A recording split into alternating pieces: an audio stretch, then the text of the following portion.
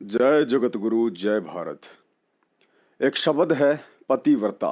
सुनने में ही कितना सुंदर और पवित्र लगता है, परंतु आप में से अधिकतर लोगों को इस शब्द की परिभाषा का ज्ञान नहीं है। तो चलिए आज के वीडियो में इस शब्द पर खुलकर चर्चा करें। उससे पहले पतिव्रता आत्माओं के पति परमेश्वर का जयकारा लगाते हैं। परमपिता परमात्मा, सारी सृष्टि के रचनहार, कुल मालिक, असंख्य ब्रह्मांडों के स्वामी, जगत गुरु, तीनों लोकों में प्रवेश करके सबका भरण पोषण करने वाले राजाधिराज, आत्माधार, नाथों के नाथ, देवों के देव महादेव, सर्वेश्वर महेश्वर, मृत्युंजय, अजरो अमर, आदि अनादि, सनातनी प्रभु, जगत पिता जगदीश्वर, श्री श्री 1008 की उपाधि के वास्तविक अधिकारी, अकाल मूरत शब्द स्वरूपी राम वासुदेव, सर्वगतम ब्रह्म, परम पूज्य, प्रथम पूज्य, परम संत, परम पुरुष, परम धनी, परम दयालु, सत्य कबीर, हक्का कबीर, अल्लाहु कबीर, अल्लाहु अकबर, बाखबर, अल्लाह ताला, जगत के तारणहार, जगत के मुक्तिदाता, जगत के जगन्नाथ, हारे के सहारे, हिंदुओं के राम, मुसलमानों के अल्लाह, सिखों के वाहिगुरु, ईसाइयों के मसीह,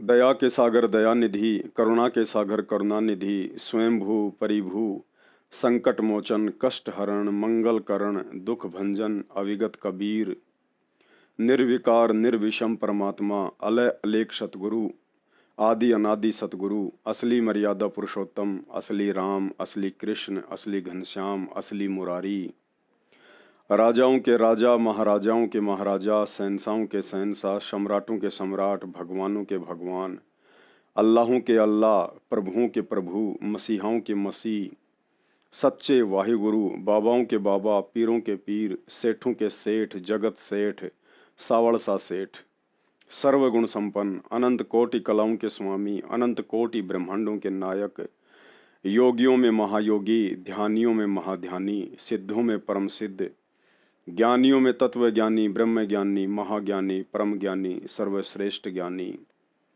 युवा कबीर, समरथ कबीर, असंवाद, अमित ओजा, सच्चे रहनुमा, करीम अल्लाह, सुभान अल्लाह, दुनिया के अंतिम पैगंबर।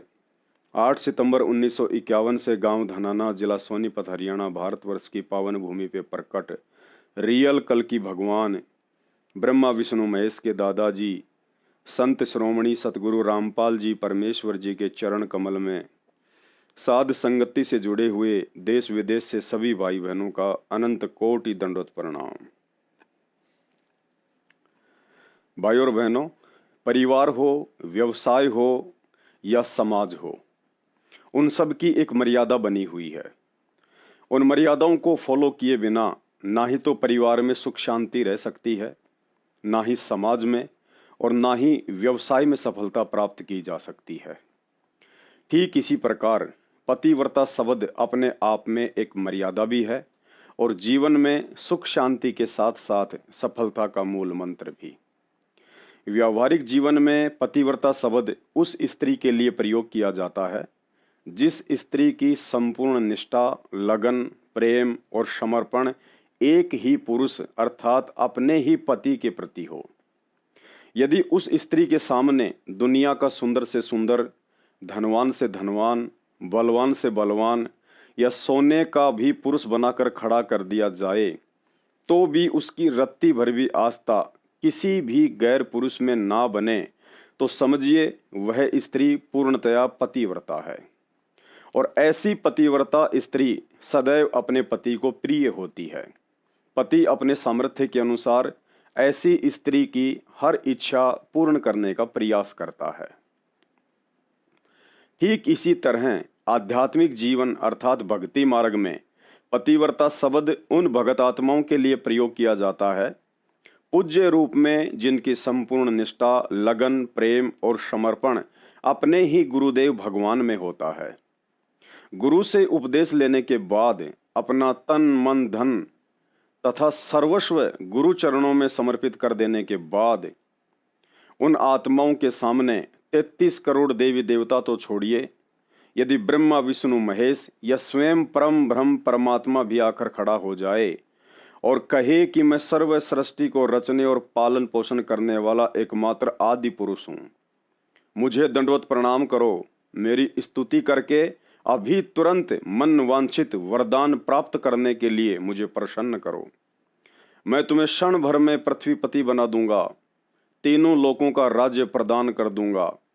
मेनका, हुरम्बा और सची जैसी करोड़ों परम सुंदरी अप्सराओं को तुम्हारी दासियां बना दूंगा।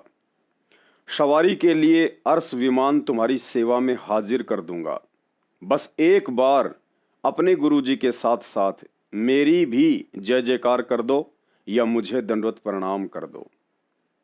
और प्रति उत्तर में वह भगत कहे कि श्रीमान परम ब्रह्म परमात्मा जी, आपने यहाँ पधारने में थोड़ी सी देर कर दी, क्योंकि जिन जिन नासवान सुख सुविधाओं को भोगने का ऑफर आपने अभी मेरे सामने रखा है, इससे भी असंख्य गुणा उत्तम अविनाशी ऑफर मेरे पूज्य गुरुदेव भगवान सतगुरु रामपाल जी परमेश्वर जी ने नाम दीक्षा वाले दिन ही मेरी झोली में मुफ्त में डाल दिए थे।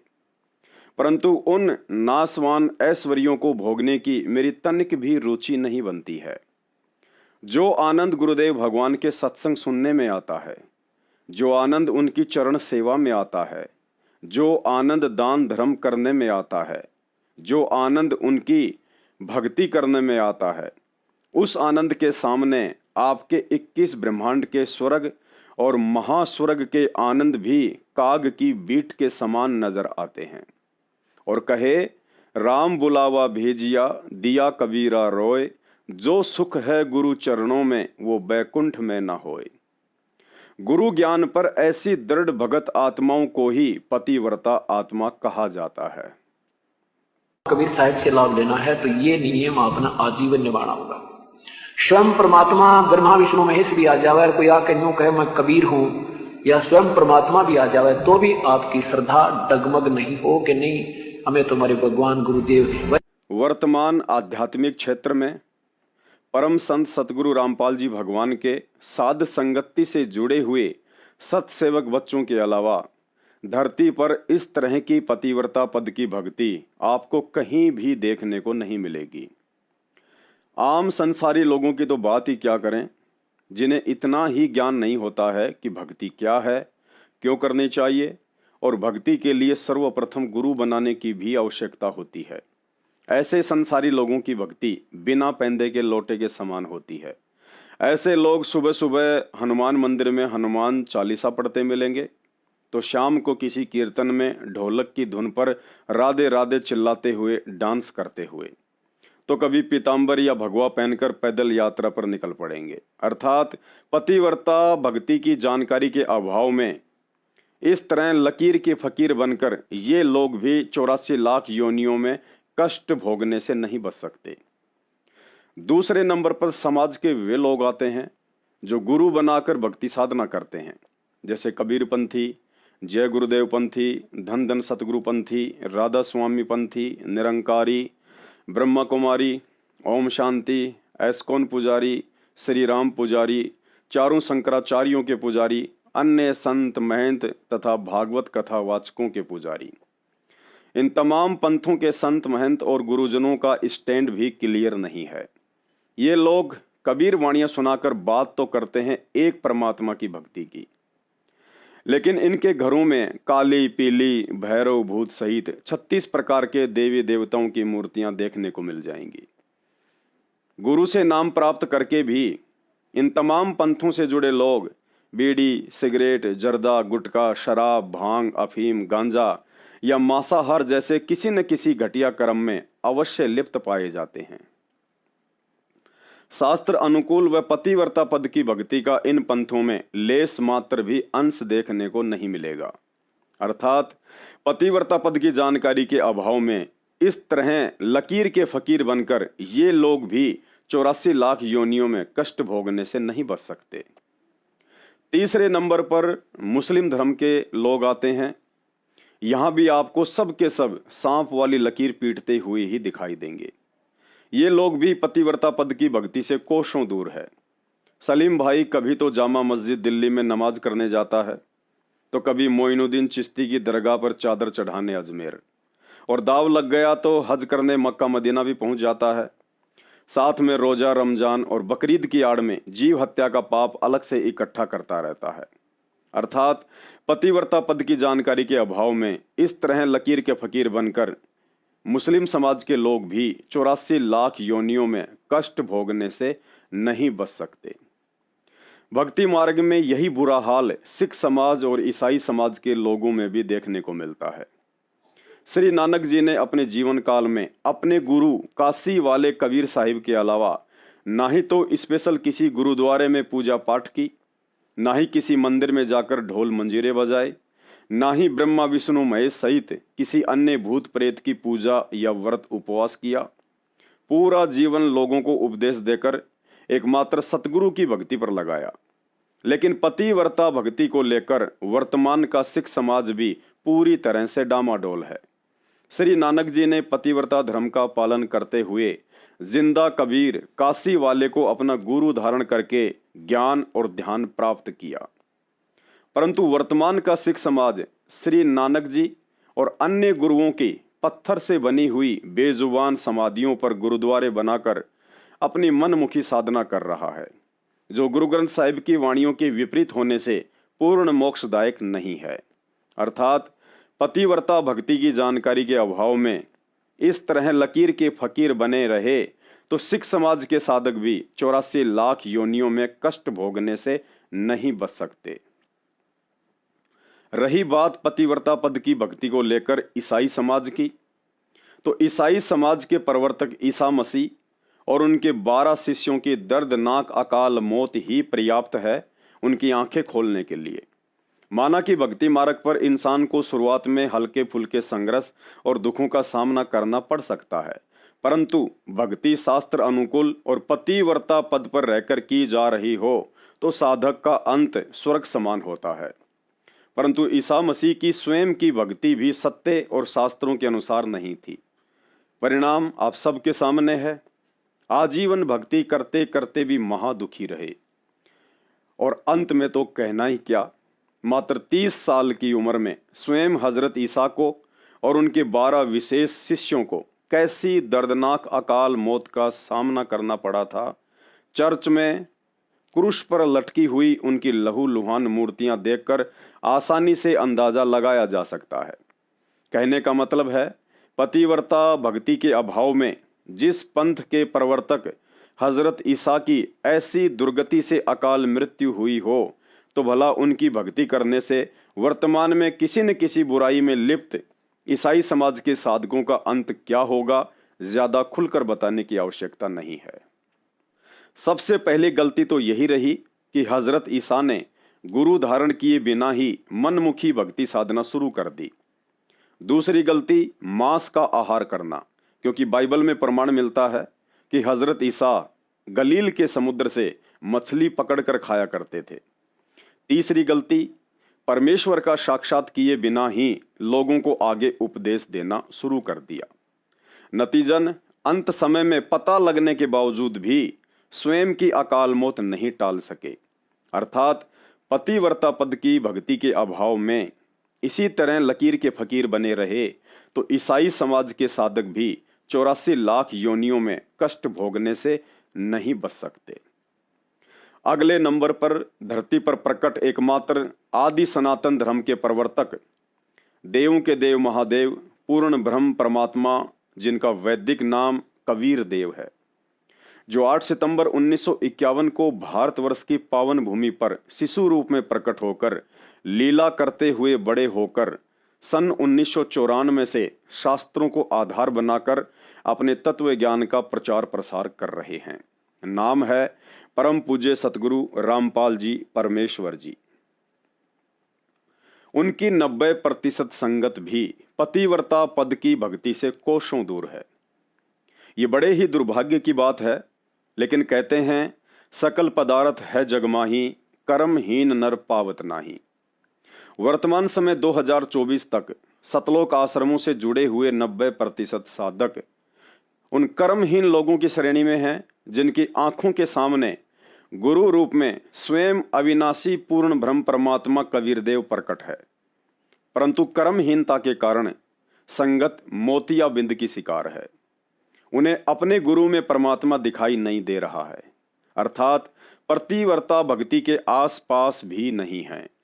जैसा कि आपको पहले ही पतिव्रता की परिभाषा के विषय में बताया जा चुका है कि पतिव्रता आत्मा उसे कहते हैं जिसका एक ही पति हो और अन्य गैर पुरुष में जिसकी सौपन में भी आस्था ना बने। परंतु सतलोक आश्रमों से जुड़ी हुई 90% संगत के एक नहीं, दो नहीं, बल्कि महाभारत की द्रौपदी की तरह 5-5 पति हैं। पहला पति, यह काल्पनिक और बनावटी फोटो जिसे आप कबीर दास के नाम से जानते हैं, जो सन 1398 में बनारस के काशी शहर में आए थे। 120 वर्ष तक अपने तत्व ज्ञान का प्रचार किया और सन 1598 में मगहर से सतलोक चले गए। वर्तमान में सिर्फ इनकी यह बनावटी और काल्पनिक फोटो ही शेष है और दुर्भाग्य से यह कागज का टुकड़ा जिसे संगत अपना पति परमेश्वर मानकर प्रतिवर्ष जून के महीने में कबीर प्रकट दिवस मनाकर पूज रही है, जो ना ही बोलता है, ना ही चलता है और ना ही आशीर्वाद देता है। दूसरे नंबर का पति संत गरीबदास जी की वैसी ही काल्पनिक और बनावटी फोटो, जो सन 1717 में आए थे। लगभग 65 वर्ष तक अपने तत्व ज्ञान का प्रचार प्रसार किया और फिर चले गए जहां भी उन्हें जाना था। लेकिन दुर्भाग्य से सतलोक आश्रमों से जुड़ी हुई 90% संगत इस बेजुबान और असहाय कागज के टुकड़े को अपना पति परमेश्वर समझकर प्रतिवर्ष इनका बोध दिवस मनाकर और अपने घरों व आश्रमों में इन्हें दंडवत करके तथा इनके आगे ज्योति जलाकर धूमधाम से इनकी पूजा कर रही है। तीसरे नंबर का पति पंडित चिदानंद जी की यह फोटो, जबकि सतलोक आश्रमों से जुड़ी हुई 99% संगत को तो इनके जन्म से लेकर अंत समय तक के इतिहास का भी 0% ज्ञान नहीं है। उसके बावजूद भी भेड़ चाल में देखा देखी में इस बेजुबान फोटो को घर पर दरबार साहिब में सजाकर दंडवत प्रणाम करती है और ज्योत जलाती है। चौथे नंबर का पति आदरणीय राम देवानंद जी, जिन्होंने लोक दिखावे में परमेश्वर रामपाल जी के आदेश पर गुरु शिष्य परंपरा का निर्वाह करते हुए उनके मुंह बोले गुरु बनकर अपनी भक्ति करके समय व्यतीत किया, जिनका परमेश्वर रामपाल जी की संगत से कोई लिंक नहीं बनता है। इन्होंने ना ही तो संगत को कभी सत्संग सुनाए, ना ही आशीर्वाद दिया और ना ही इनके आशीर्वाद से किसी का कोई भला होना था और ना ही 90% संगत ने कभी इनके दर्शन किए। फिर भी भेड़चाल में एक दूसरे भक्तों की देखा देखी अपने जैसे एक भगत की फोटो को अपने घर पर दरबार साहिब में रखकर इन्हें दंडवत प्रणाम करती है और इनकी पूजा करती है। इतना ही नहीं, सतलोक आश्रमों से जुड़ी हुई संगत पतिव्रता पद को लेकर इतना नीचे गिर चुकी है, आप चाहें तो इनसे किसी की भी पूजा करवा सकते हैं। इसी वर्ष सन 2024 में श्री राम जन्मभूमि अयोध्या में काल पुजारियों के लिए अयोध्या में भंडारा लगवाकर दशरथ पुत्र श्री रामचंद्र जी की पूजा करवाई गई। अर्थात गुरु धारण करने के बाद भी पतिव्रता पद को ठोकर मारते हुए किसी अन्य देव या अवतार के निमित्त यदि उसके धाम पर जाकर आप कोई भी धार्मिक अनुष्ठान करते हैं तो वह भक्ति कर्म भी आन उपासना के अंतर्गत अप्रत्यक्ष रूप में उसकी पूजा करने में ही आता है। वर्ष 2016 में सतलोक आश्रमों से जुड़ी हुई संगत को हरियाणा में आरक्षण की लड़ाई लड़ रहे जाट आंदोलन के समर्थन में बैठा दिया गया। साथ ही सतलोक आश्रम मैनेजमेंट द्वारा सतगुरु रामपाल जी के ज्ञान विरुद्ध मनमानियां करते हुए खुलकर जाट आरक्षण संघर्ष समिति के राष्ट्रीय अध्यक्ष यशपाल मलिक को लाखों में चंदा दिया गया। अर्थात गुरु धारण करने के बाद भी पतिव्रता पद को ठोकर मारते हुए उन भक्तिहीन लोगों के धरने, प्रदर्शन और रैलियों में जाकर उन्हें शारीरिक और आर्थिक रूप से मदद देना भी अप्रत्यक्ष रूप में उनकी पूजा करने में ही आता है। गुरु को तजे भजे जो आना, तापसुआ को फोकट ज्ञाना। अर्थात गुरु की शिक्षाओं को त्याग कर सांसारिक लोगों की कुसंगति में जाकर बैठना गुरुद्रोह की श्रेणी में आता है। संत रामपाल जी ने जो आपको समर्थन दिया, इस बारे में आपकी क्या राय है? हमारा संत रामपाल जी को और उसकी संगत को बहुत बहुत धन्यवाद। और उन्होंने हमें आज 11 लाख रुपए चंदा देकर भी आंदोलन में भी मदद की। और मैं तो ये कहना चाहूँगा कि संत रामपाल जी के ऊपर भी जो जुल्म हुए, और उस जुल्म को जब वे उनके दर्शन करने उनके शरणार्थी जाते हैं तो उस पर भी तमाम अत्याचार किए जाते हैं, लाठियाँ बरसाई जाती हैं। सरकार उनको तंग कर रही, और जो आर्य समाज के और उनके बीच में डिस्प्यूट है उसको भी दूर कराने की कोशिश करेंगे, क्योंकि हम खुद आर्य समाजी हैं। वर्ष 2018 में राजस्थान के अजमेर और हरियाणा के भिवानी जिले में एक सामाजिक संगठन राजपूत करणी सेना द्वारा उन्हीं के समाज के एक व्यक्ति गैंगस्टर आनंदपाल सिंह की मौत की सीबीआई जांच के समर्थन में सभा आयोजित की गई थी, जिसका संत रामपाल जी और उनकी संगत से कोई लेना देना नहीं था। परंतु काल प्रेरणा से संत रामपाल जी के परिवार द्वारा हजारों की संगत को राजपूत करणी सेना के समर्थन में खड़ा कर दिया गया और लाखों में चंदा भी दिया गया।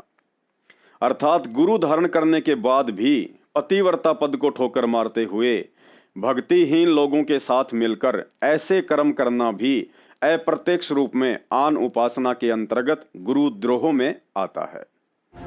जयपुर में सरकार ने वादा किया था और उसके लिए भी मैं समर्थन पत्र लेके पहुंचा था।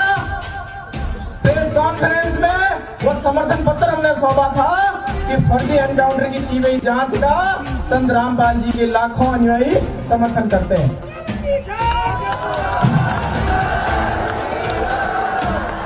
भारत माता की, भारत माता की, मां पद्मावती की, मां पद्मावती की, सत्यमेव इंकलाब। हमारे संत रामपाल जी के लाखों अनुयायियों द्वारा एक सहयोग की राशि दादा सुखदेव सिंह जी को भेंट कर रहे हैं। 5 लाख का सहयोग दादा सुखदेव जी को भेंट कर रहे हैं। हाल फिलहाल 2024 के चुनाव में संत रामपाल जी के कलयुगी काल प्रेरित परिवार के द्वारा आश्रमों से जुड़ी हुई 90% संगत से खुलकर बीजेपी सरकार का समर्थन करवाया गया। लाखों की संख्या में भक्तों को बसों में भरकर नरेंद्र मोदी की रैलियों में ले जाया गया। अर्थात गुरु धारण करने के बाद भी पतिव्रता पद को ठोकर मारते हुए राजनीतिक लोगों का समर्थन और उनकी रैलियों व सभाओं में धक्के खाना भी काल प्रेरणा के तहत अप्रत्यक्ष रूप में उनकी पूजा और गुरुद्रोह के अंतर्गत ही आता है। मोदी की रैली में, और जो ऐसा मंजर मैंने मतलब रैलियों में देखा होगा पहले, लेकिन आप भी देख के बताना आखिरकार ये रैली बोलती क्या है, और जो रैली में आए लोग हैं उनसे बातचीत करेंगे वे क्या बोलते हैं। फिलहाल के लिए मैं एक बार थोड़ा सा दिखाता हूँ आपको। इतना बड़ा ट्रक लेके आए हैं भोजन के लिए, देख सकते हैं आप। हैं जी जी, अच्छा आप मिले थे क्या अभी वहाँ? अच्छा अपना ही चल रहा है ये देखो भाई, यहाँ पे जो है भंडारा चल रहा है, ये देखो, ये देख सकते हैं आप। आज दिखाते हैं क्या क्या है इसमें। कहाँ से आए हैं? ये सतलोक आश्रम दिनाना धाम से जी। अच्छा, दिनाना धाम से आए जी। कहाँ से आए से भाई? ये दिनाना धाम से जी, सत रामपाल मार से। दिनाना धाम, दिनाना धाम से। हाँ जी हाँ जी। अच्छा अच्छा, देखो भाई क्या क्या प्रसाद दे। लस्सी राम, फुल्का राम, लस्सी राम। अच्छा अच्छा, हाँ जी सारा कुछ है। लस्सी भी है, सब्जी राम। अच्छा जी, हाँ जी सारा कुछ है जी। लस्सी राम, फुल्का राम, सब्जी राम। ये दिखाइए भाई इसको। और थोड़ी देर 5 ये इस तरफ देखिए, ट्रक में पूरा भरा पड़ा है।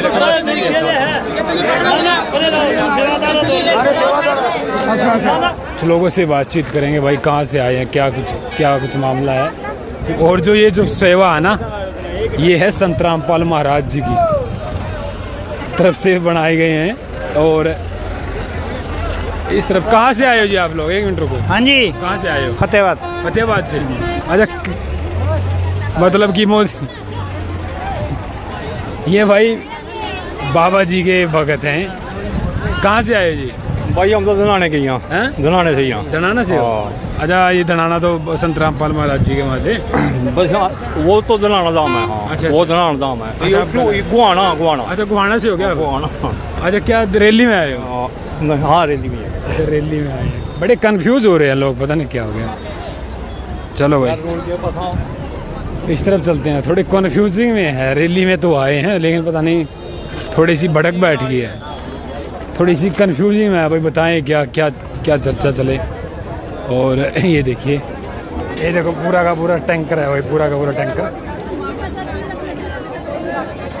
इन महिलाओं से थोड़ी बातचीत करते हैं। कहाँ से आए हो माता जी? यहीं से आई बगल से। कहाँ से? मेरे यहाँ तो काम को मैं तो भूल जाऊँ। अच्छा अच्छा, बढ़िया बढ़िया प्रसाद। बढ़िया वाला प्रसाद। अच्छा अच्छा, महाराज संत रामपाल महाराज जी की तरफ से। अच्छा अच्छा, संगत भी आई है? हाँ, संगत भी आई। कैसा लगा यहाँ पे? गर्मी में, इतनी गर्मी में आए हो आप? हाँ जी, अच्छा लग रहा है। गर्मी क्या करेगी जब नहीं। आप राम राम जी, कहाँ से आए हो आप? पूरा गई है मैं तो। अच्छा, यहीं की है। चलो जी, बहुत बहुत शुक्रिया। चलो भाई, यहाँ पे ये दिखाया आपको मैंने। कितने टाइम हो गया? अच्छा अच्छा, चलो थोड़ा सा और बातचीत कर लेते हैं यार। ये बात नहीं करेंगे, पता नहीं क्यों नहीं बात करते। इधर का और थोड़ा माहौल दिखाता हूँ मैं। फ़िलहाल यहाँ पर हेलीकॉप्टर पहुँचेंगे और हेलीकॉप्टर पहुँचेंगे तो मोदी जी यहाँ से जो है संबोधन करेंगे। उसके बाद जो हरियाणा में क्या कुछ प्रभाव पड़ेगा वो चीज़ देखने लायक होगी भाई। फ़िलहाल ये देखो भाई, लोग यहाँ पर उस तरफ एक बस आई है, एक बस आई है, उस तरफ देखते हैं। अरे बस आई अभी अभी आए हो? अभी अभी आए हो? कहाँ से आए हो? गुड़गांव से। गुड़गांव से? बड़ी दूर से। कहाँ से आए हो जी? गुड़गांव से। गुड़गांव से? हाँ। अच्छा, रैली में आए हो? हाँ। अच्छा अच्छा, कौन सी विधानसभा से आए हो? गुड़गांव से आए जी हम। तो क्या करें, वो कहाँ भगत जी को बताएगा।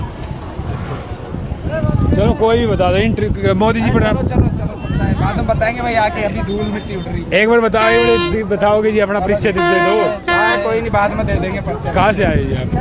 गुड़गांव से। गुड़गांव से। अच्छा, प्रधानमंत्री जी की सपोर्ट में आए हो? हाँ जी, हाँ जी। अच्छा, बनने चाहिए प्रधानमंत्री दोबारा मोदी जी? आ जाओ। अब ये तो सब समय बताएगा, वोट के ऊपर है। अच्छा अच्छा। हाँ, उनको समर्थन पूरा मिलेगा तो बिल्कुल बनेंगे। अच्छा अच्छा,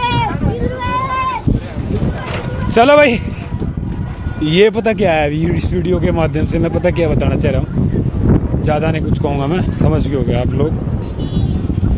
ज़्यादा बोलना मेरे लिए घातक हो सकता है, क्योंकि यहाँ पर मैंने देखा ना तो संत रामपाल जी की संगत आई है और वो खुल के नहीं बोल रहे हैं, आए ज़रूर हैं। तो आप इस वीडियो के माध्यम से क्या अंदाज़ा लगाओगे, क्योंकि कोई ना कहीं किसी धार्मिक संगठन का यहाँ पहुँचना, किसी सत्संग का यहाँ पहुँचना, चलो कोई वो तो आप अपने निजी विचार कोई भी बोल सकता है, लेकिन अंदाज़ा क्या है तो आप कमेंट बॉक्स में रहिए। तब तक के लिए नमस्कार। विचार करने की बात है।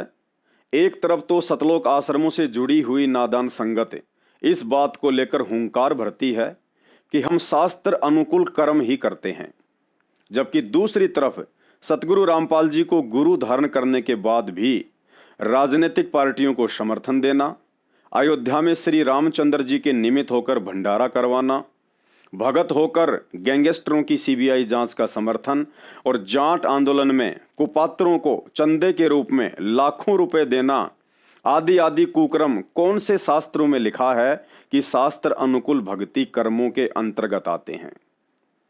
दुनिया को गीता जी अध्याय नंबर 16 के श्लोक नंबर 23 का हवाला देने वाले सतलोक आश्रमों से जुड़े हुए नादान भगत आज स्वयं शास्त्र विरुद्ध कर्मों में लिप्त होकर खुशी खुशी अपनी भक्ति का सत्यानाश कर रहे हैं।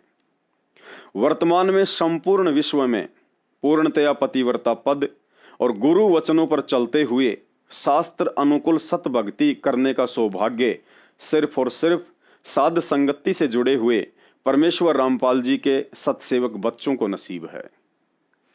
भाई और बहनों, अभी तक वीडियो में आपको इतना तो पता चल ही गया होगा कि पतिव्रता भक्ति क्या होती है, तथा कौन कौन इस पतिव्रता भक्ति से अभी कोसों दूर है।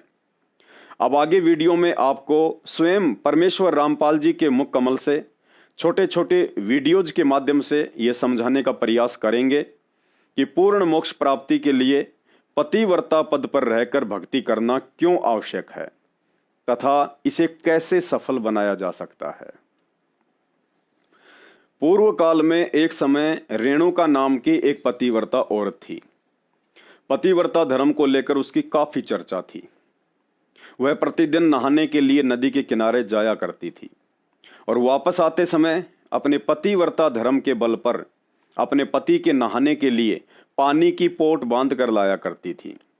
पानी की पोट का अर्थ है जिस प्रकार ग्रामीण औरतें अपने खेतों से पशुओं के लिए एक कपड़े में चारा बांध कर लाती हैं, उसी प्रकार अपने पतिव्रता धर्म के बल पर रेणुका नदी से एक कपड़े में पानी की पोट बांध कर लाया करती थी और उस कपड़े से जल की एक बूंद भी नीचे नहीं गिरा करती थी।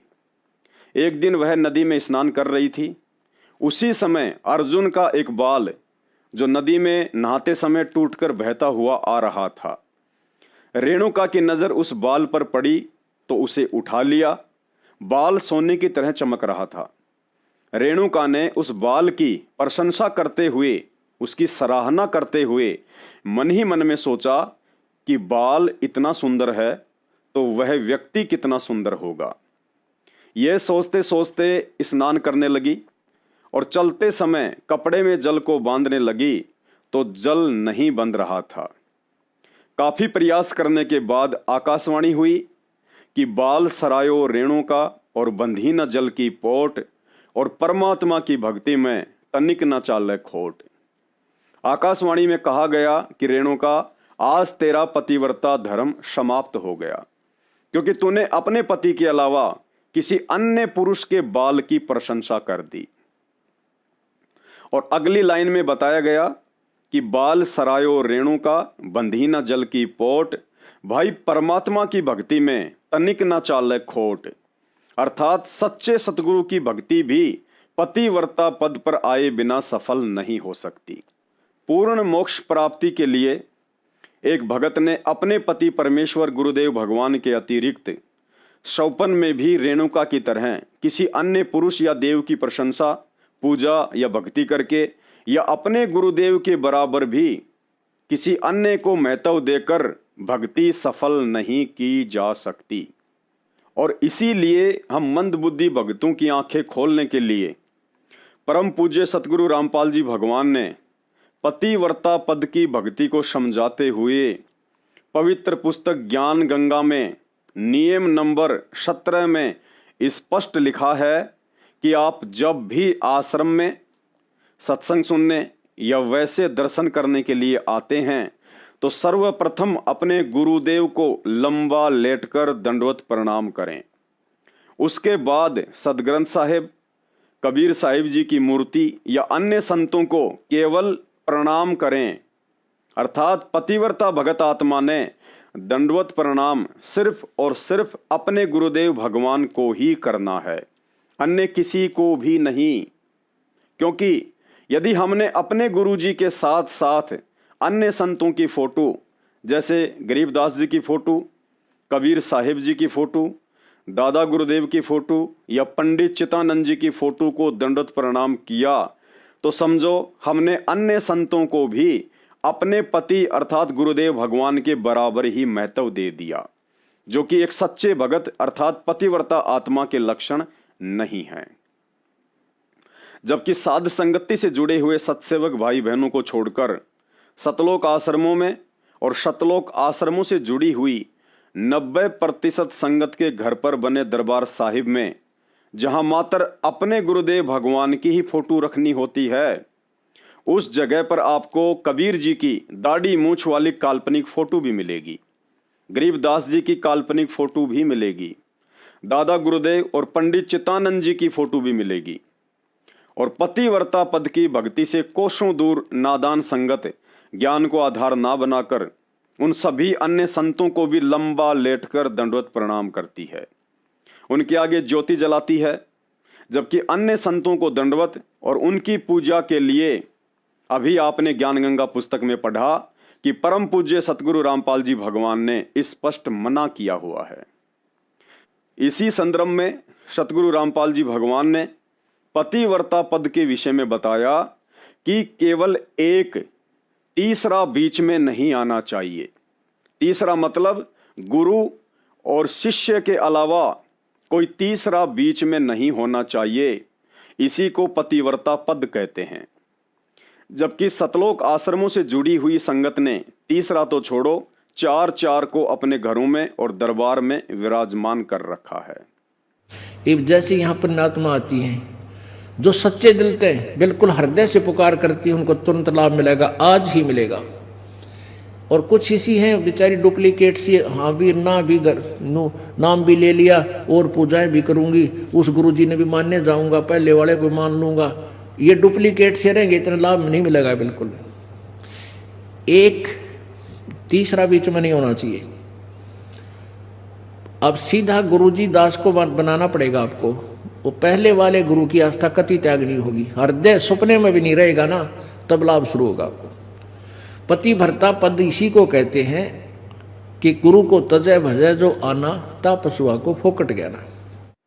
यहाँ कुछ आत्माओं को काल प्रेरणा से ये शंका हो सकती है कि गुरुजी तो इस वीडियो में अन्य नकली संतों व गुरुओं की बात कर रहे हैं।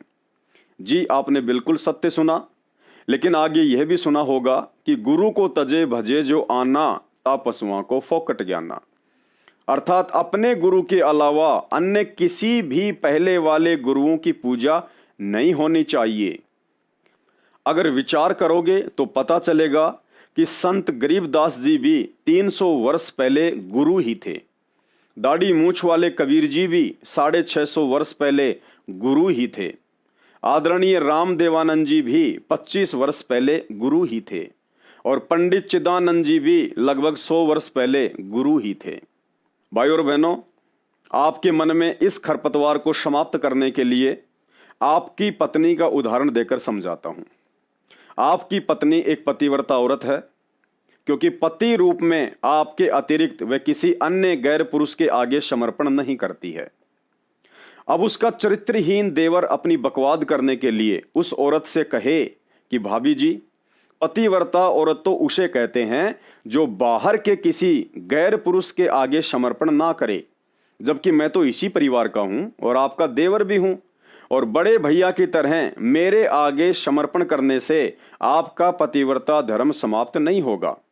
अब आप ही बताइए, क्या उस देवर की यह बात उचित है? आप कहेंगे बिल्कुल भी नहीं।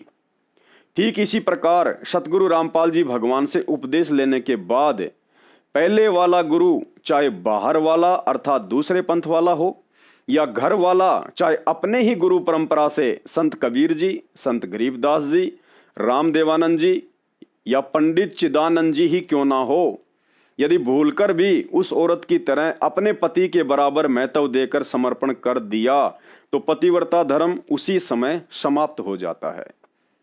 ठीक इसी तरह भूलकर भी अपने पति परमेश्वर सतगुरु रामपाल जी की फोटो के साथ दरबार साहिब में कबीर जी की दाढ़ी मूछ वाली काल्पनिक फोटो, गरीबदास जी की काल्पनिक फोटो, दादा गुरु की फोटो या पंडित चिदानंद जी की फोटो रखी, या उन्हें दंडवत प्रणाम करते हो या उनके आगे ज्योति जलाते हो, तो समझो आपका पतिव्रता धर्म खंड खंड है।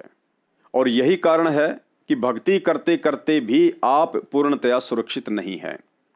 आपके ऊपर कभी भी कर्म की मार पड़ सकती है, आपकी कभी भी अकाल मृत्यु हो सकती है, क्योंकि आप अपने गुरु के ज्ञान को आधार बनाकर पतिव्रता पद की भक्ति नहीं कर रहे हैं।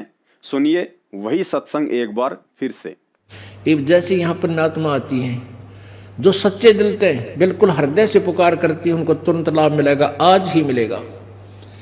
और कुछ इसी हैं बेचारी डुप्लीकेट सी, हाँ भी ना भी नाम भी ले लिया और पूजाएं भी करूंगी, उस गुरुजी ने भी मानने जाऊंगा, पहले वाले को मान लूंगा। ये डुप्लीकेट से रहेंगे, इतना लाभ नहीं मिलेगा बिल्कुल। एक तीसरा बीच में नहीं होना चाहिए। अब सीधा गुरुजी दास को बनाना पड़ेगा आपको। वो पहले वाले गुरु की आस्था कति त्याग नहीं होगी, हृदय सपने में भी नहीं रहेगा ना, तब लाभ शुरू होगा आपको। पतिव्रता पद इसी को कहते हैं कि गुरु को तजय भजय जो आना, ता पशुआ को फोकट गया।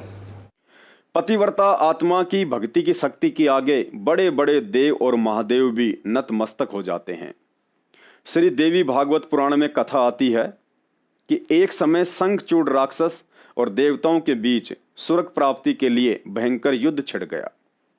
ब्रह्मा विष्णु महेश और इंद्र सहित मुख्य मुख्य देवताओं ने लाख प्रयत्न किया, परंतु शंखचूड़ राक्षस का बाल भी बांका नहीं कर पाए। अंत में देवर्षि नारद ने बताया कि शंखचूड़ राक्षस की पत्नी एक पतिव्रता औरत है और जब तक उसका पतिव्रता धर्म नष्ट नहीं होगा तब तक शंखचूड़ की मृत्यु असंभव है। अंत में धोखे से श्री विष्णु जी ने शंखचूड़ राक्षस का रूप बनाकर उसकी पत्नी तुलसी के साथ भोग विलास करके उसके पतिव्रता धर्म को नष्ट किया। तब कहीं जाकर वह राक्षस देवताओं के हाथों मारा गया। कथा का निष्कर्ष यह निकलता है कि सतलोक जाने के लिए यदि काल निरंजन पर विजय प्राप्त करनी है तो हमने भी भक्ति मार्ग पर गुरु धारण करने के बाद तुलसी की तरह पतिव्रता पद पर आना पड़ेगा, अन्यथा काल निरंजन हमारी भक्ति को सफल नहीं होने देगा। जिस प्रकार युद्ध में शंखचूड़ के अलावा जितने भी बड़े बड़े राक्षस योद्धा थे वे देवताओं के हाथों युद्ध में मारे जा रहे थे, क्योंकि ना ही तो वे स्वयं पतिव्रता धर्म पर थे और ना ही उन राक्षसों की पत्नियां। और दूसरी तरफ जब तक शंखचूड़ की पत्नी तुलसी का पतिव्रता धर्म सुरक्षित था तब तक ब्रह्मा विष्णु महेश भी उसे पराजित नहीं कर सके। ठीक इसी प्रकार वर्तमान समय में सतगुरु रामपाल जी भगवान से उपदेश लेने के बाद भी सतलोक आश्रमों से जुड़े हुए भक्तों की आए दिन काल के हाथों अकाल मृत्यु हो जाना या भ्रमित होकर भक्ति को ही त्याग देना इस बात का प्रमाण है कि संगत अभी पतिव्रता पद पर नहीं है। वहीं दूसरी तरफ साध संगति से जुड़े हुए भाई बहनों से इस काल निरंजन का सैकड़ों कोस दूर रहना और निरंतर भक्ति मार्ग पर दृढ़ता के साथ संघर्ष करते हुए आगे बढ़ना इस बात का प्रमाण है कि सतगुरु रामपाल जी भगवान के आशीर्वाद से ज्यादातर सत्सेवक आत्माएं पूर्णतया पतिव्रता बनकर भक्ति कर रही हैं और काल निरंजन निरंतर तुलसी की तरह हम पतिव्रता आत्माओं के पतिव्रता धर्म को तुड़वाने के लिए साम दाम दंड भेद वाली घटियां नीतियां भी अपनाता रहता है, परंतु सतगुरु की विशेष मेहर और हमारी दृढ़ता के आगे हर बार उल्टा मुंह की खाकर रह जाता है। क्योंकि पतिव्रता धर्म पर बने रहने की प्रेरणा और शक्ति हम सत्सेवकों को सतगुरु रामपाल जी भगवान के सत्संगों से मिलती है। जैसा कि पतिव्रता पद को लेकर सतगुरु रामपाल जी भगवान इस 2 मिनट के सत्संग में क्या समझा रहे हैं, ध्यान से सुनिए। जैसे पपैया प्यासा बूंद का प्यू प्यू लो लगाई, प्यासे जान निकल जा बेशक और नीर न बहाई, गुरु से लगन कठिन है भाई। कि जैसे पपैया छोटा सा चिड़िया जैसा पक्षी होता है, वो केवल जब आकाश में बादल छा जाते हैं तब अपनी आवाज लगाता है। उसकी आवाज पपैये की होती है, पपैये की पी पी पी पानी के लिए पुकारता है। बारिश हो जा तो उस जल को पीता, वो पृथ्वी के जल को नहीं पीता, बेशक मर गया। इसी प्रकार इसका उदाहरण परमात्मा ने दिया कबीर साहब ने कि जैसे पपैये की तरह तुम हो जाओगे कि अपने सतगुरु और गुरु के अतिरिक्त किसी से भी स्वप्न में भी कोई लाभ नहीं चाहोगे। दुखी हो चाहे सुखी हो, चाहे लाभ धनी हो चाहे निर्धन हो, कुछ भी होता दिखे पर होने दो एक बार उसको। तो इसी प्रकार इसको पतिव्रता पद कहा। जब हम परमात्मा के प्रति इतने समर्पित हो जाएंगे, स्वप्न में भी आन देव नहीं आएगा, उसके बाद आपकी बाह परमात्मा पकड़ेगा। और जब वो बाह पकड़ लेगा फिर देखना आप हैरान होते चले जाओगे, हे परमात्मा ऐसी कृपा कैसे हुई हमने तुम यहाँ पर तो जैसे गरीबदास जी बताया कि गरीब पतिव्रता जमी पर जो जो धर है पाँव समर्थ झाड़ू देत है ना काटा लग जा। कहते परमात्मा कबीर गरीबदास जी बताते हैं दो दिन मेरी शरण है ताका हूं मैं दास। गेल गेल ला गया फिर जब लग धरती आकाश दास गुलाम नौकर हूं मैं उसका। अब जैसे माँ बाप बच्चों के नौकर होते हैं, नवावे धुआवे कपड़े फरावे हर तरह से ध्यान रखें उनका, तो ये नौकरी का नौकरी है ये। और इतना प्रेम भी होता है बच्चों में। तो इसी प्रकार जब हम इसकी शरण में आ जाएंगे तब ये दाता हमारे को इतना ही प्यार देगा। शरण पड़े को गुरु संभाल जाने का बालक भोला रे। शरण पड़े को गुरु संभाल जाने का बालक भोला रे। कह कबीर तुम चरण चित राखो यो सोई मैं डोरा रे। कह कबीर तुम चरण चित राखो जो सोई मैं डोरा रे। मानत न मन मोरा साधो मानत न मन मोरा रे। बार बार मैं ये समझाऊं जग में जीवन थोड़ा रे। भक्ति में पतिव्रता पद के महत्व को समझाते हुए एक समय सतगुरु रामपाल जी भगवान ने बताया, यदि आपको भक्ति मार्ग पर पूर्ण रूप से सफल होना है तो गुरु को भगवान मानकर ही अपनी हर आध्यात्मिक क्रियाओं को करना पड़ेगा। अर्थात गुरु के अलावा किसी अन्य को भगवान की दृष्टि से देखा तो आपकी कोई भी आध्यात्मिक क्रिया जैसे तीनों समय की आरती, मंत्र जाप, दंडोत प्रणाम व हवन यज्ञ आदि क्रियाएं सफल नहीं हो पाएंगी। और गुरु को भगवान माने बिना आपके अंदर ना ही तो विनम्रता आ सकती है और ना ही आपका अंतःकरण साफ हो सकता है। साथ ही गुरुदेव कह रहे हैं कि इसमें औपचारिकता बिल्कुल भी नहीं चलती है। औपचारिकता का मतलब गुरु को भगवान मानने का दिखावा करना। जैसा कि सतलोक आश्रमों से जुड़ी हुई 90% संगत जुबान से तो सतगुरु रामपाल जी को भगवान भगवान कहती है, परंतु जैसे ही जून का महीना आता है तो उस दाढ़ी मूछ वाली कबीर जी की काल्पनिक फोटो का कबीर प्रकट दिवस मनाकर अपने गुरु को एक सामान्य संत और उस दाढ़ी मूछ वाली काल्पनिक फोटो को अपना भगवान साबित कर देती है। तो यहाँ गुरुदेव भगवान कह रहे हैं कि भक्ति मार्ग में औपचारिकता नहीं चलेगी। पूर्णतया अपने ही गुरु को भगवान मानकर पतिव्रता पद पर आना होगा, तभी मोक्ष हो पाएगा। क्योंकि गुरु को भगवान मानकर भक्ति करना ही परमात्मा का रूल है।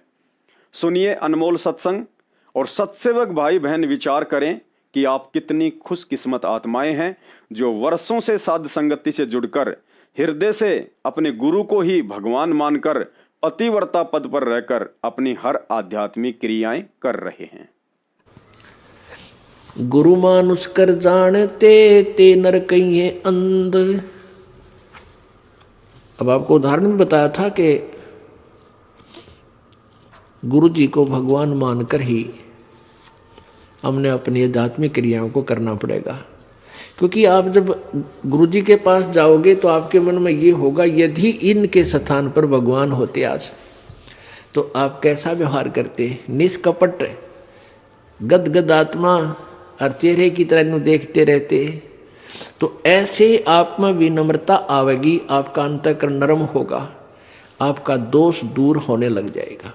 यदि आप इस दास को अपने जैसा ही एक व्यक्ति समझोगे, भाई थोड़ी बहुत दो बात सीख रहा है, गुरुजी है नाम देता ले लेता हूँ, इससे लाभ नहीं होगा। लाभ होगा तभी जब आपके हृदय में असीम श्रद्धा होगी इस दास के प्रति। एज ए गॉड आपने मानना पड़ेगा इस इक्वेशन को, इस प्रश्न को हल करने के लिए, जन्म और मृत्यु के इस प्रश्न से पीछा छुटवाने के लिए, हल को सोल्व करने के लिए प्रॉब्लम को आपने मानना पड़ेगा। ये रूल है ईश्वर का। तो आप अपने हृदय से मानोगे, औपचारिकता नहीं, हृदय से करना पड़ेगा। एक सत्संग में तमोगुणी श्री शंकर जी और पार्वती जी की कथा सुनाकर सतगुरु रामपाल जी भगवान ने हम मंद बुद्धि आत्माओं को समझाना चाहा है, यदि सतगुरु से भक्ति मार्ग का सार प्राप्त करना हो तो गुरु धारण करने के बाद पार्वती जैसी गलती करने से बचना होगा। जो तीनों लोकों में तमोगुण के स्वामी श्री शंकर जी को हल्के में लेकर चल रही थी। एक दिन संयोगवश देवर्षि नारद जी ने पार्वती को बताया कि आपके 107 जन्म हो चुके हैं और हर जन्म में आप श्री शंकर जी को ही अपने पति रूप में वर चुनती हैं, और बताया कि माता भगवान शंकर के पास एक अमर मंत्र है, यदि वे आपको वह मंत्र प्रदान कर दें तो आपका यह जन्म मरण का रोग समाप्त हो सकता है, अन्यथा नहीं। नारद जी की ये बात सुनकर पार्वती को विश्वास नहीं हुआ कि भगवान शंकर तो मुझे अपने प्राणों से भी अधिक प्रेम करते हैं, फिर मुझे अभी तक वह अमर मंत्र क्यों नहीं दिया। नारद जी ने बताया कि आपने अभी तक उन्हें अपने पति के रूप में ही देखा है, जिस दिन परमात्मा के रूप में देखोगी उस दिन आप उस अमर मंत्र को प्राप्त करने की अधिकारी बनोगी। उस दिन के बाद पार्वती जी का भाव भगवान शंकर को लेकर पति से हटकर परमात्मा वाला बन गया और उसने वह अमर मंत्र प्राप्त किया। भाइयों और बहनों, अब आप गुरुदेव भगवान के मुख कमल से ये 4 मिनट की कथा सुनेंगे तो आपको स्वतः ही ज्ञान हो जाएगा कि सन 1994 से लेकर वर्तमान समय 2024 तक सतगुरु रामपाल जी भगवान ने किसी भी आत्मा को भक्ति मार्ग का वह अनमोल अमर मंत्र, जिसे सार शब्द कहा जाता है, किसी को भी प्रदान नहीं किया, क्योंकि अभी तक एक भी आत्मा उस पतिव्रता पद पर नहीं पहुंच पाई है जो उस अमर मंत्र को प्राप्त करने योग्य बनी हो। और योग्य उस समय बना जाता है जब यह जीव आत्मा तन मन धन, मन कर्म वचन और हृदय से अपने सतगुरु के अलावा किसी अन्य संत महात्मा या मूर्तियों में भगवान को देखना छोड़ देती है, जिसकी शुरुआत सन 2014 बरवाला कांड के बाद साध संगतियों से शुरू हो चुकी है। अर्थात पतिव्रता पद पर आकर यदि कोई सार शब्द के योग्य बनने की दिशा में आगे बढ़ रहे हैं तो सिर्फ सत्सेवक भाई बहन हैं, जिन्होंने खुलेआम सोशल मीडिया पर कबीर जी की समझे जाने वाली दाढ़ी मूंछ वाली इस काल्पनिक फोटो को फाड़कर लाखों की संगत सहित देश दुनिया को एक संदेश दिया है कि सृष्टि में यदि कोई कबीर भगवान है तो वर्तमान में मानव रूप में धरती पर प्रकट परम पूज्य सतगुरु रामपाल जी भगवान हैं। और उनके अलावा यदि किसी अन्य में भगवान देखा तो उनकी शरण में आकर भी लाख जन्म सतलोक के दर्शन नहीं कर पाओगे। इसके अलावा पतिव्रता धर्म को अपनाते हुए सत्सेवक भाई बहनों ने अपने अपने घरों से और दरबार साहिब से संत गरीबदास जी, दादा गुरु रामदेवानंद जी और पंडित चिदानंद जी की फोटोओं को भी अग्नि में शवा करके या जल प्रवाह करके तथा अपने सतगुरुदेव भगवान के अलावा तीनों समय की आरती में या वैसे भी संत गरीबदास जी, दादा गुरु जी और पंडित चिदानंद जी आदि का जयकारा लगाना छोड़कर परम पूज्य सतगुरु रामपाल जी भगवान को ये विश्वास दिलाया है कि अब इस कलयुग की बिचली पीढ़ी में सतलोक आश्रमों से जुड़ी हुई 90% संगत और पार्वती की तरह गुरु रूप में प्रकट आप परमेश्वर जी के अतिरिक्त सौपन में भी किसी अन्य में परमात्मा को देखकर या आप जी के अलावा किसी अन्य का प्रकट दिवस मनाकर हम सत्सेवक अब पहले वाली गलतियां नहीं दोहराएंगे और ना ही 650 साल पहले की तरह आपको नाराज होने का मौका देंगे। आपके द्वारा प्रदान की गई शिक्षा और तत्व ज्ञान का भरपूर फायदा उठाकर इसी जन्म में पतिव्रता पद को अपनाकर आजीवन मर्यादित भक्ति करते हुए मोक्ष प्राप्त करेंगे। सुनिए यह अनमोल सत्संग और बात समझ में आ जाए तो सतलोक आश्रमों से जुड़ी हुई 90% मंद बुद्धि संगत की तरह वर्तमान में गुरु रूप में साक्षात धरती पर प्रकट सतगुरु रामपाल जी भगवान के अतिरिक्त इस बेजुबान कागज के टुकड़े दाढ़ी मूंछ वाली फोटो में भगवान देखना और पूजना तुरंत त्याग दें, अन्यथा इस जन्म में सतलोक जाने की उम्मीद ना करें। इसी प्रकार जिस भी इष्ट का वो उपासक इसी प्रकार तन और मन से आश्रित होकर उस बताए गए गुरु के वचन पर डट कर आप उसकी साधना करते हो तो आप भगवान शिव की प्राप्ति कर सकते हो। दर्शन हो जाना कोई बड़ी बात नहीं होती। अब यहां पर इतना लंबा विवरण है इस एक उपलब्धि को पाने के लिए किसी भी इष्ट का। दर्शन हो जाना कोई बड़ी बात नहीं है, लेकिन वह स्थान पाना, अमरत्व पाना, ये अलग भिन्न वस्तु है। कहते हैं 108 जन्म पार्वती माता के हो लिए थे। 108वें जन्म में नारद जी मिलते हैं, कहते हैं हे माई, हे सती जी, आप अभी जन्म और मरण के चक्कर से नहीं बच पाई। वो कहने लगे भाई कि ऋषि जी, जन्म और मरण का चक्कर खत्म हो सकता है? अक हो सकता है। दवाई कहां मिला है? भगवान शंकर के पास, शिव जी के पास। उनके पास एक अमर मंत्र है, अमोघ मंत्र है, जो आपको दे दें, आप नियम से जाप करोगे तो आप अमर हो जाओगे। एक बार तो असमंजस में पड़ जाती है कि नारद की बात कुछ जची नहीं, तो नारद जी समझ गए कि माई का भी बात समझ में आई नहीं, ये विश्वास नहीं कर रही। कहते हैं कि आपके 107 जन्म हो चुके, 108वां जन्म हुआ है और आप मर जाते हो। भगवान शंकर जो है आपके रुंड को, सिर को काट कर माला बना लेता है। अब उसने सोचा कि वो जो रुंड माला है वो मेरी है, कहां आपकी है? बहुत पछताती है कि ये क्या कारण हुआ कि मैं मर जाऊं और मेरे को जान से भी प्रिय समझते हैं भगवान शंकर। तो नारद ये संभव नहीं लग रहा। तो नारद जी कहते हैं कि अभी तक आप उसको अपना पति समझ रहे हो, आपने उसको परमात्मा नहीं जाना। आप उसको परमात्मा जान के भक्ति करोगे, आपका भाव भी भिन्न होगा, आपके अंदर कसक भी न्यारी होगी। अब इस बात को सुनकर पार्वती के सारे शरीर में शरणाहट उठा। जाकर के जब प्रतिदिन महल में आया करते थे शिव भगवान, तो उसका कुछ और विचार भाव होया करता था, जैसे पत्नी का होया करे। लेकिन उस दिन वो देखा है कि आज तो इसकी आत्मा भिन्न है, चरणों में चिपट जाती है, रोती है पड़कर चरणों में, कहती भगवान मुझ पापनी पर ऐसा कौन सा दुष्कर्म हुआ, मेरे में ऐसी कौन सी कसूर रहा मेरे अंदर परमात्मा कि आपने मेरे को अपनी आंखों का आगे मरते हुए देखते रहे और आपके पास अनमोल मंत्र है। तो कहने लगे वह शंकर भगवान कि पार्वती ये तेरे विचार तक हो ना, ये बताइए आपको बताया किसने कि आज मुझे नारद जी मिले थे। ओहो, आंखों से पानी नहीं रुक रहा पार्वती का और कहते मालिक मैं पापनी हूं, मैं नीच आत्मा हूं, अवश्य मेरे से कोई ऐसा गलत व्यवहार आपसे हुआ होगा जिसके कारण आपने मुझे ये मंत्र देने के काबिल नहीं समझा होगा। फिर कहते हैं भगवान शंकर उनके सिर पर हाथ रख के कि पार्वती ये इतनी अनमोल वस्तु है, ये आम व्यक्ति को नहीं बताई जा सकती जब तक ये अधिकारी नहीं हो जाता। गरीबदास जी महाराज कहते हैं कि जब तक सीप का मुंह बंद होता है, चाहे सारा सामन बरस जावे, उसमें मोती नहीं बन सकती। जब उसका मुंह खुल जाएगा एक बूंद बहुत होती है। अगर आप में या कसक नहीं उत्पन्न होती, चाहे मैं रोज कथा सुना देता, रोज आपको ये मंत्र सुनाता, आपका कोई असर नहीं होना था। आज आपकी आत्मा का वो सीप रूपी मुंह यानी कसक खुल चुकी है। आज मैं ये मंत्र आपको सुनाऊंगा, आप में जगह बन गई है, अब मैं आपको मंत्र दूंगा।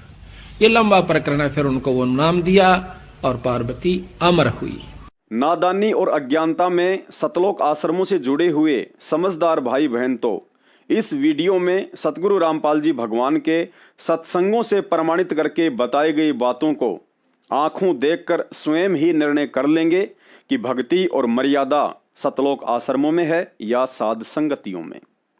परंतु कुछ मंदबुद्धि भक्तों के मन में काल प्रेरणा से यह सवाल खड़ा हो सकता है कि यह पवनदास बार बार कबीर जी की फोटो को ही हटाने की बात क्यों करता है, ब्रह्मा विष्णु महेश और दुर्गा आदि की फोटो के लिए क्यों नहीं बोलता।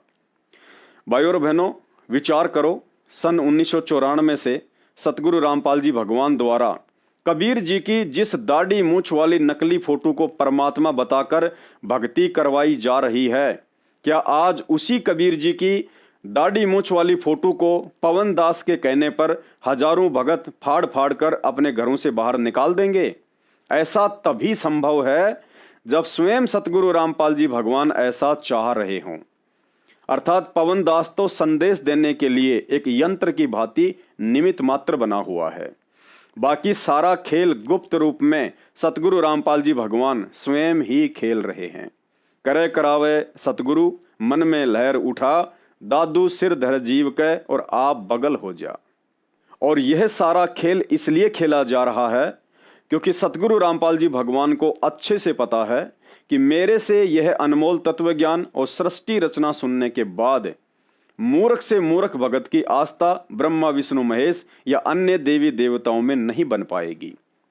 परंतु मैंने अपने आप को कबीर भगवान का भेजा हुआ दास रामपाल दास बताकर और इस दाढ़ी मूंछ वाली फोटो को कबीर भगवान बताकर जिन जिन आत्माओं को भक्ति मार्ग पर लगाया है, इन सभी आत्माओं की आस्था इस दाढ़ी मूंछ वाली कबीर जी की नकली फोटो में दृढ़ हो गई है कि यही असली भगवान है।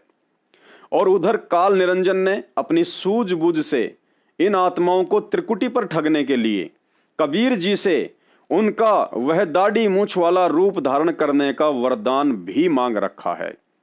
सुनिए पहले 40 सेकंड का यह अनमोल सत्संग, जिसमें काल निरंजन ने कबीर परमात्मा से उसका दाढ़ी मूंछ वाला रूप धारण करने का वरदान मांग रखा है।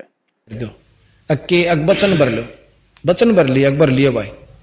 न्यो बोला जी कि चारों युगों में 3 युगा में जीव थोड़े ले जाना, सतयुग त्रेता और द्वापर, और चौथा युग जब आवे कलयुग कितने ले जाइयो। न्यो बोला वह बड़ी अड़ाई तन तया। अच्छा भाई कोई बात नहीं। दूसरा यह है कि मैं आपका रूप बना सकूं, मैंने ये आज्ञा दे दो। भाइयों और बहनों, वीडियो सुनकर आपके बात समझ में आ गई होगी कि पवन दास को निमित्त बनाकर क्यों सतगुरु रामपाल जी भगवान इस दाढ़ी मूंछ वाली कबीर जी की काल्पनिक फोटो को भक्तों के घरों से बाहर निकलवा रहे हैं। क्योंकि संगत की आस्था इस दाढ़ी मूंछ वाली कबीर जी की फोटो से हटकर यदि एकमात्र अपने गुरुदेव भगवान में नहीं लग पाई, तो शरीर छूटने के बाद जब हम त्रिकुटी पर जाएंगे तो काल अपने उस वरदान का फायदा उठाकर इसी दाढ़ी मूंछ वाले कबीर जी का रूप बनाकर हम भगत आत्माओं को अपने पीछे पीछे नकली सतलोक में ले जाकर बैठा देगा। क्योंकि हम तो आजीवन इसी दाढ़ी मूंछ वाली फोटो को भगवान मानकर भक्ति कर रहे हैं। इसलिए त्रिकुटी पर जब यही रूप धारण करके काल आएगा तो हमारे मन में शंका की गुंजाइश ही नहीं होगी कि कबीर परमात्मा के रूप में यह काल भी हो सकता है। सत्संग एक बार फिर से सुन लीजिए। वचन भर लो, वचन भर लिया, अकबर लियो भाई। न्यो बोला जी कि चारों युगों में 3 युगा में जीव थोड़े ले जाना, सतयुग त्रेता और द्वापर, और चौथा युग जब आवे कलयुग कितने ले जाइयो। न्यो बोला वह बड़ी अड़ाई तन तया। अच्छा भाई कोई बात नहीं। दूसरा यह है कि मैं आपका रूप बना सकूं, मैंने ये आज्ञा दे दो। भाइयों और बहनों, इस दाढ़ी मूंछ वाली कबीर जी की समझे जाने वाली नकली फोटो को आप भक्तों के घरों से हटवाने में मेरा कोई स्वार्थ नहीं है, बल्कि आपका हित अवश्य है। दास तो केवल सतगुरुदेव भगवान की प्रेरणा से अपनी ड्यूटी अदा कर रहा है और करता रहूंगा, चाहे कोई समझे या ना समझे। भाइयों और बहनों, भक्ति मार्ग की एक और अटल सच्चाई सतगुरु प्रेरणा से दास आपको बता रहा है। सतगुरु रामपाल जी स्वयं ही पूर्ण ब्रह्म परमात्मा कबीर देव हैं, इसमें कोई संशय नहीं है। परंतु जो लीला सन 1951 से स्वयं को छुपाकर कर रहे हैं, अंत तक वही लीला करते रहेंगे। अर्थात स्वयं को कबीर जी का भेजा हुआ दास ही बताते रहेंगे।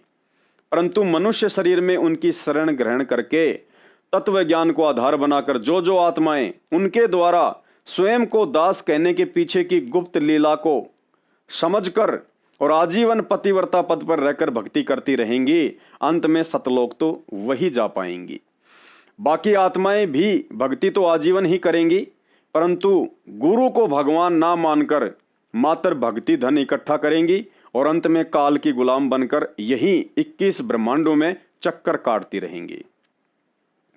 अंत में ज्यादा कुछ ना कहकर आपको गुरुदेव भगवान की एक 3 मिनट की इसार जेल से आई हुई ऑडियो सुनाऊंगा। यदि आप जरा भी बुद्धि रखते होंगे तो अपने गुरुदेव के संकेत को अवश्य समझ जाएंगे तथा ज्ञान को आधार बनाकर मान बढ़ाई को त्याग कर फर्जी सतलोक आश्रमों से नाता तोड़कर अपने आत्म कल्याण के लिए साध संगति से जुड़ जाएंगे। सुनिए सत्संग और दास को दीजिए इजाजत। अगले वीडियो में फिर मुलाकात होगी। बंदी छोड़ सतगुरु रामपाल जी भगवान की जय हो। बच्चों कुर्बान हो जाओ इस परम पिता पे। ये कोई बच्चों की लेख नहीं है। और परमात्मा कबीर साहब ने कैसी कृपा कर रखी आपके। देखो कहां से आकाशवाणी हो रही है, कहां से आप तक अपने बच्चों तक ये अमृत पिला रहा है।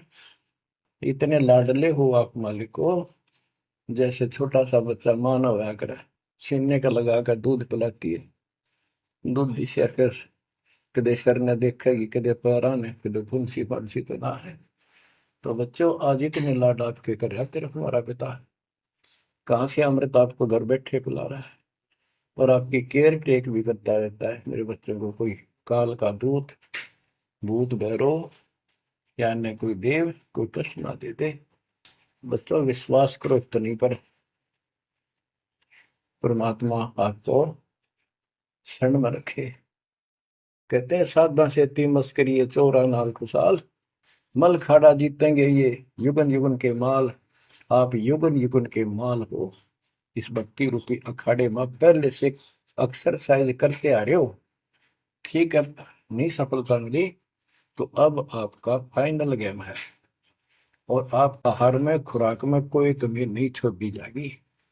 मालिक पर विश्वास करो, कुर्बान हो जाओ। जिसका तुम चिपके बैठे हो ये संपत्ति और संतान तेरे साथ मिल जाएगी। नोट कर लो, आपको भी पता है। लेकिन अब ये संतान आपकी होगी अगर ये शरण में रहेंगे। कोई अटैक काल का नहीं होगा। काल की चोट तुम खुद खाओगे, नाम तोड़ के बकवाद करके। आपको ऐसे रखेगा जैसे टीवी की अंडों को महाभारत के युद्ध में रखा था। 100 कार्ड बढ़ा देगा। और ये कहां से मैं बोल रहा हूं पता है आपको? और यहाँ क्या हो रहा है क्या आप भी नहीं समझोगे इस मालिक को? बच्चों धन्य आपके माता पिता जी से जन्म हुआ। कुर्बान हो जाओ, भूल जाओ संसार को। अपने मालिक में इतना दृढ़ आस्था कर लो कि उसके अतिरिक्त सौपन भी कोई दूसरे का ध्यान आपका ना दे, सौपन में भी कोई आन ना दिखे। पतिव्रता पद में आने के बाद परमात्मा क्या करेंगे? गिरिपति भरता जमी पर जो जो धर है पावे, समृत झाड़ू देते हैं ना काटा लग जाए। इतना साथ हो जाएगा। आज साथ तो आज भी है पर हम बालक हमने दिखते को जावे। आज भी इतने साथ आपको बहुत दुखों से सारे। आप विश्वास करो, मालिक आपको मोक्ष दे, सदा सुखी रखे। सत्साई। Hello hello hello. सत्साई। हाँ सत्साई भाई जी। और ठीक हो? हाँ ठीक है भाई। और खाना खोना खा लिया आपने? हाँ भाई कर लिया भंडार। और सुनाओ जी। आप बताओ भाई, आप कह रहे हो कि हम फंस गए, आप मैसेज में बता रहे। नाम न तो ना कहिए फंस गए। नहीं मैसेज में लिख रखा है ना। ना ना वो पढ़ ना मेरे को। आप तो गलत कहेंगे, मैंने तो ना लिखा है यूं। मैंने तीसरा लग गया। ना और ओले में देख के बताऊं ये लिखा था। कोई बात नहीं, मैं तो ये कह रही हूँ भाई अपनी भक्ति करनी हमने भगवान की ना फंसा क्यों है मन को बस। और मर्यादा में रहकर भक्ति करेंगे तो भाई भगवान आप पे लाभ देगा हमने। ना सही बात है। मर्यादा कौन है तो फिर भगवान की तरह हमारे द्वारा। मैंने तो जब नाम लिया था करो था दाम नहीं था अपना। अच्छा जब लिया था तो वो हंगामा भी हुआ था यहाँ पे। जब मैं यही तो था तो 2014 में लिया था भाई, बरवाड़ा से लिया था। अरे बरवाड़ा ये वाला चलो गए थी अरे भंडारे में। हाँ हम क्या जाया कर भाई? क्यों? हमने जानते ये तो दो नाव की सवारी होगी ना। किया तो कबीर परमात्मा ने मान लो या सतगुरु रामपाल जी ने मान लो। हम तो एक भगवान की पूजा करें, हम तो सतगुरु रामपाल जी ने भगवान मान रहे हैं, हम तो उसका प्रकट दिवस मनाया करें। वो तो ठीक है, फिर मैं यहाँ पे चल लोगे दाना धाम ना हमारा उड़ा के काम है, उड़ा को भगवान ने उड़ा भक्ति ना उड़ा किए है। जब हमारे गुरु जी को है तो हम टिंडे लेने जाएंगे। अच्छा या कौन सी बात है? हम जान ला रहे, मैं ताऊ जान ला रहे, हम जान ला रहे, बताइए क्या बात है? वो तो देश जान लग रहा है, कितने वो करोड़ा आदमी हो रहे हैं वो जान लग रहे। फिर वो जितना ज्ञान होगा उतना ही बरतेंगे भाई। नो भीड़ तो लेना चाहिए, भगवान ने भीड़ की जरूरत कौन है? अच्छा वहाँ जान तो मतलब कोई ज्ञान नहीं। मैं यह बात आपको देख रखा भाई, खूब देख रखा से उड़ा है ना 10-10 जनता पढ़ पढ़ कर देख रखा हमने तो भक्ता किया से लेते बेरा लाग रहा है। कौन भगत कितनी भक्ति करा है, कौन कितना भगवान मान रहा है, कितने पानी में है ये। जब हमने तो जाना छोड़ा था, हमने तो 2018 से जाना छोड़ा है। अच्छा हमने तो जब ये पवन और संजय की वो चाली थी ना एक भाई, पवन गुरुद्रोही संजय गुरुद्रोही हो रहा है, वो अपने अड्डे खोल कर बैठ गए। अरे अड्डे तो तुम खोल रहे हो, ये नामदान सेंटर खोल कर ये भगता थे 21,000 का पाठ ले लेकर ना। अरे ये तो जगह जगह दान सेंटर खोल दिए न। एक बात ये परमात्मा के ज्ञान क्या दूर उसके आधार पर ना चल रही नहीं, ये तो विरुद्ध चल रही है। जो हमारे परमात्मा के ज्ञान सुनो, हमारे परमात्मा के ज्ञान के तो विरोध चल लगा ना, उसके विरुद्ध चल लगा तो वो हमारा कुछ नहीं लागता। कोई भगत होते हमारा घर में क्यों ना हो। सही बात है, हम तो उस भगवान के उस पर चल लेंगे ना, जो भगवान ने रास्ता बता रखा, हम तो उस पर पार उतरेंगे। किसी के भगत के का इतना उतरे ना यह बात भी ठीक। क्यों अपने उस तो करो ना। हाँ दिमाग नहीं तो भाई ये तो सारे काम करवा रहे हैं। ये तो परमात्मा की आड़ लेकर परमात्मा तो बैठे हैं जेल में। एक हमारे जैसे भक्ता ननु बढ़ा दे, आदेश आ गया, पीले परचे आ गए, आदेश आ गया। अरे परमात्मा के आदेश भी तो वो होंगे कि ये कौन है परमात्मा का मिनट में आदेश बदल देंगे। हमारे अच्छा का बदलो चाहे 10 बार परमात्मा। सही बात है, हमारे पीठ पीछे तो बदलेंगे तो हम तो ना मानना भाई। हमने तो वही मानने हमारे लिए जो सत्संग में बता दिया। हाँ हमारे गुरु जी तो बड़े जेल में जा रहे हैं। सही बात है, ये सत्संग में जो आदेश दे रखे नहीं सारे हमारे आदेश है। सत्संग ने फॉलो करो, सत्संग में जो बोल रखा है वही करेंगे हम तो। परमात्मा ने राजनीति में कद बताया आगे भगता ने राजनीति में जाना चाहिए। कोई से सत्संग में भी बता दो ना, को राजनीति कर रहा करे पर भगत ने जरूर जाना चाहिए उधर। अरे जब भक्ति करनी हर भगवान चाहिए, सतलोक जाना है। एक बात बताओ, जो गुरु जी जब आओगे, गुरु जी आओगे तो कौन रोक देगा?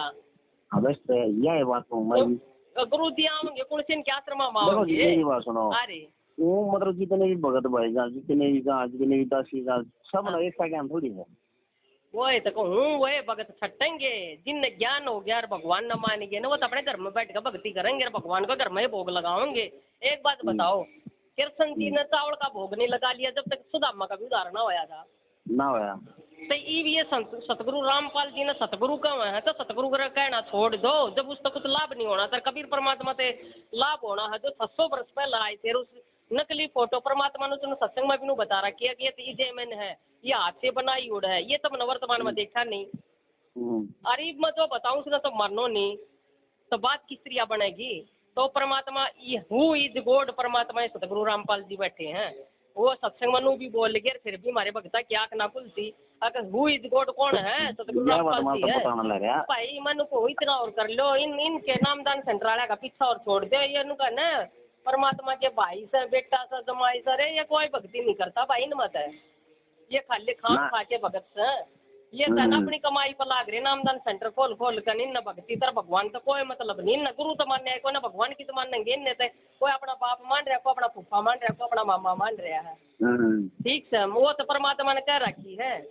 और जो बिंद के होंगे ना वो न पहचाने, जो नाद के बच्चे हैं ना मैंने वही पहचानेंगे। तो नाद के हम हैं, वो बिंद के हैं परमात्मा के, वो ना पहचाना परमात्मा ने। इनके पीछे लागना भाई। ये जो जितनी भी कर रहे हैं ना बकवाद कर रहे हैं कति नामदान सेंटर पर, इन राजनीति में उनमें भक्ता के कति कर्म फड़वा दिए और स्टेडियम खोल दिया। जब खेल का तो परमात्मा कद खेलन भक्ता न भक्ति करवाएंगे और सतलोक क्यों करने के जाएंगे जब ये खेलना में बढ़ गए थे। हाँ 31,000 का भक्ता का दान कर दिया उन्हें नाम में चंदे के रूप में देन लाग रहे। तो भक्ता के कर्म फुटे हैं ना फुटे, हम तो भाई 1 रुपया भी ना देते किसी, हमने तो कर रखे हैं। अगर भगवान उन मंदिर में है ना उन दो नामदान सेंटर वाला दोरा भगवान है ना, तो भक्ति हम भी कर रहे, सत भक्ति पर रह अपने नियम मर्यादा पूरी निभाकर अपने भगवान के घर में मंदिर लगा रखे हमने, तो जोत जगाव है और अपना भगवान का भंडारा लगाकर भोग लगाव है अलवे राम का। और अपना 42 मिनट की आरती है ना, तो परमात्मा उसमें आश्रम में गाया करते, वो अपने हाड़ पूरा कुंबा खड़ा होकर आरती कर रहा है, कति रोम रोम खड़ा हो जा भाई, कति रोम रोम परमात्मा कति राजी है। और आज तक उस दिन तक लेकर ना भाई, मेरे कति दमे की बीमारी थी, उस दिन तक आज तक एक गोली नहीं खाती।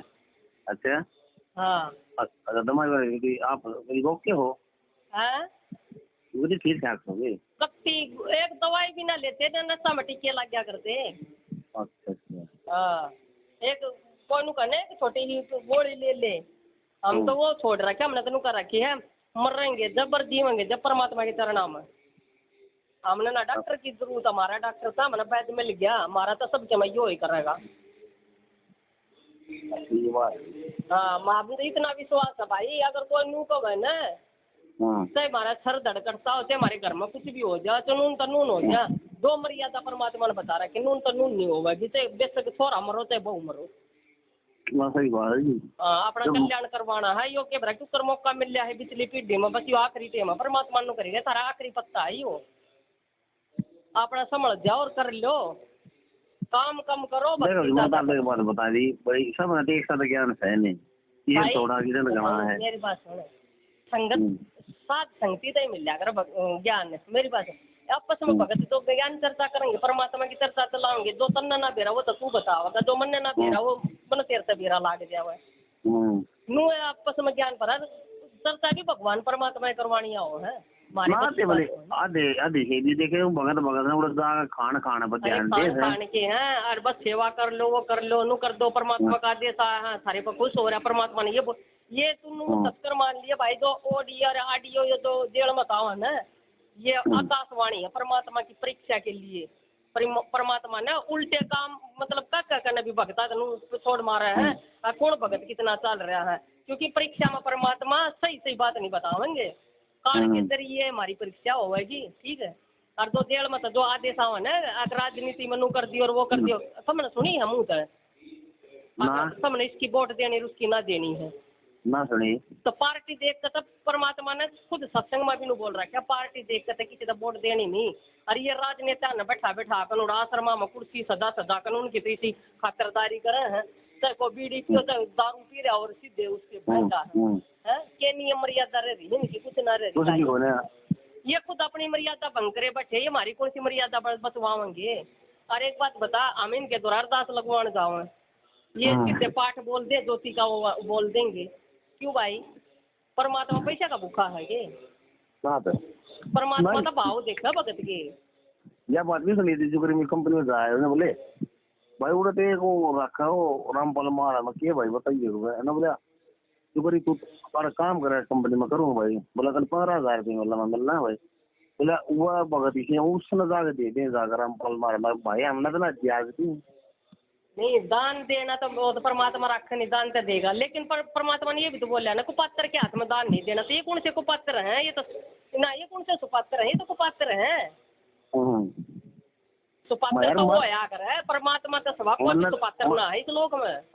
मैंने तो उससे बता दी मैं भाई, बात इसी है अपने हिसाब से अपने उस मर्जी का दान देना तो कहे क्या करना मांगे तो भाई मतलब दान देना दे तुम अपनी इच्छा से करो, लेकिन नामदान सेंटर आप मत करो, आपने संकल्प कर लो कि परमात्मा जब भी आओगे आपके हाथ में देंगे। 1 मिनट रुकिए, फोन आओ 1 मिनट रुको। अब आपका फाइनल गेम है, इन बातों को हल्के बना लेना, ये मकसद ना मैं वैसे ही कह रहा हूँ, कति प्रमाणित 1 नंबर की सारी सच्चाई आपका फाइनल जीवन है, के आपने कति कुर्बान होना पड़ेगा, क्योंकि आपको सभी फाउल पॉइंट पता लग गया और कैसे कैसे हम इस स्थिति तक पहुंच चुके हैं। अब क्या आप अब भी धोखा खाओगे?